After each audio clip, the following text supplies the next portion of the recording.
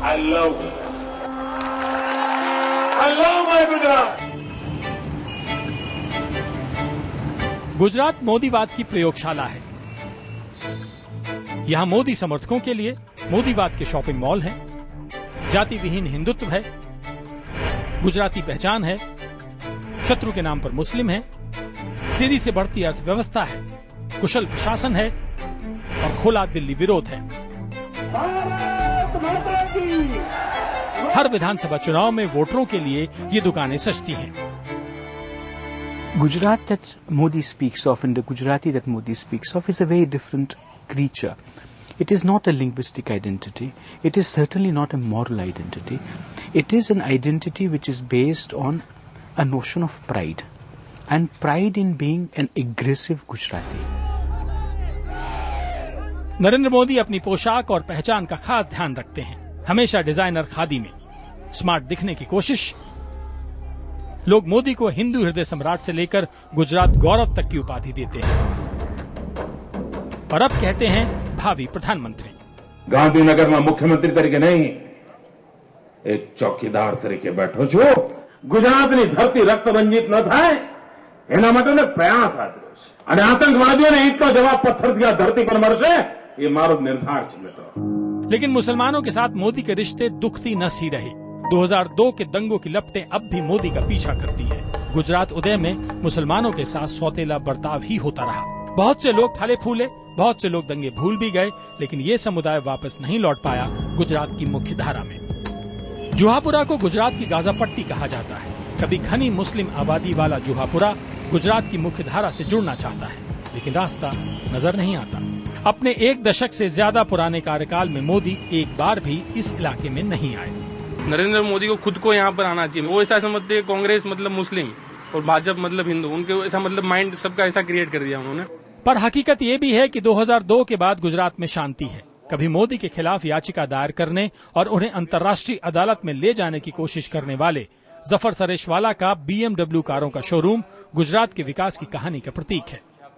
ये बात अलग है कि SG रोड पर किसी मुसलमान का ये अकेला शोरूम है। Last year we sold 540 Beamers. This year we'll be selling at least more than that. And you know the best part about Muslims, we never thought when we started initially that maybe we might sell 4-5 cars to Muslims. Last year I was quite surprised, and my brother said, "Come on, we sold 54 BMWs to Muslims, which is more than almost 10% of our total sale." 2011 में मोदी ने अपने बहुप्रचारित सद्भावना अभियान में मुसलमानों तक पहुंचने की कोशिश की। सूरत में सूफी समुदाय के आलिम महबूब अली जैसे लोग मोदी के मंच पर नजर आए। नरेंद्र भाई ने जो विकास किया, डेवलपमेंट किया, तो ये सारी बातों को देखकर हमें लगा कि नहीं, नरेंद्र भाई जो है ये देश के लिए काम कर रहे हैं, राष्ट्र के लिए काम कर रहे हैं, समाज के हित में काम कर रहे हैं। एक आदमी जब इतना अच्छा काम कर रहा है तो हमें उसका हाथ बटाना चाहिए, उसके साथ देना चाहिए। और ये जरूरी नहीं है ये एपोलॉजी, ये धार्मिक मुद्दे भड़काना, ये सारी चीजें राजनीति में जरूरी नहीं है। जरूरत है प्रैक्टिकल बेस पे डेवलपमेंट का कुछ कर दिखाने की, और वो सारा गुजरात की मोदी गवर्नमेंट ने कर दिखाया है।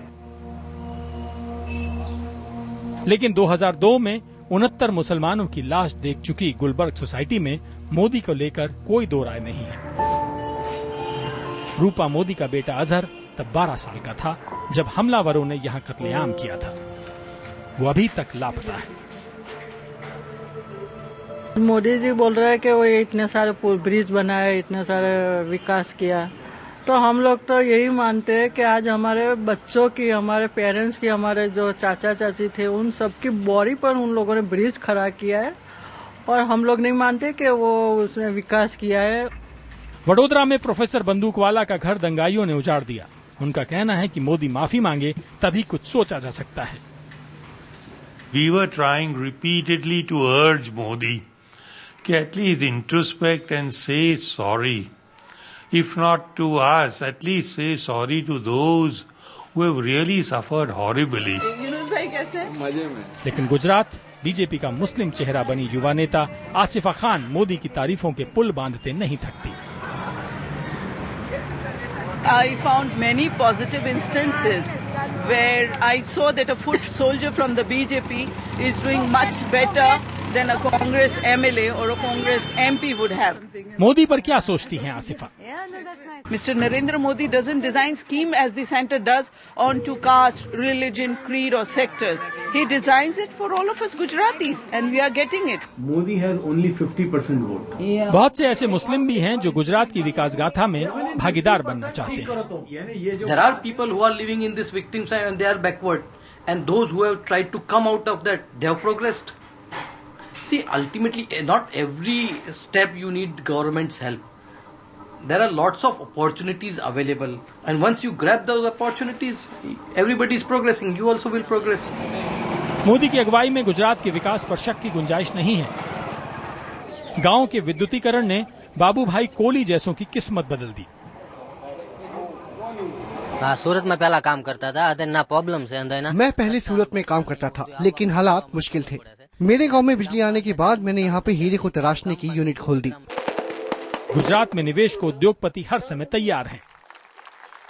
He is very good. He has done excellent development, excellent job, and he is very promising. And he has lots of dreams which can be translated. So he is great.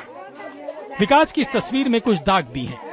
Ahmedabad से महज 200 kilometre दूर पंचमहल जिले के आदिवासी गांव दारुनिया में बिजली नहीं आती, सड़क नहीं है और पानी की किल्लत बरसों से है।